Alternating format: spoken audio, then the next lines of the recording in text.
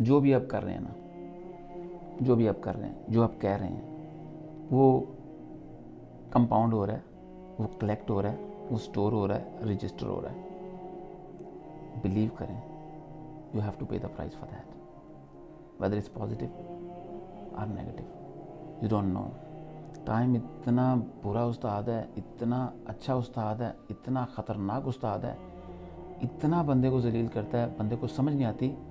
बंदा तब तक भूल चुका होता है मैंने गलती कौन सी की थी, फिर याद आता है ओए यार, और तब तक देर हो चुकी है। इतनी देर हो चुकी होती है कि यू कांट कम बैक। फिर आप उस दलदल में रहना, अपनी ऑप्शन होती नहीं, आपको रहना पड़ता है। तो कुछ भी कहें किसी के बारे में, चाहे अपने करीब के बारे में, किसी दूर के बारे में, थिंक अबाउट इट। आपने कभी मेरा कंटेंट नहीं देखा होगा किसी के ऊपर नेगेटिव, जी बिल्कुल। नेवर। क्योंकि मैं आपके ऊपर तब बात करूंगा जब मैं आपको जान जाऊंगा। जब मैं आपको जानता नहीं हूँ, मैं आपके ऊपर कंटेंट नहीं, आपके ऊपर बात नहीं करूँगा।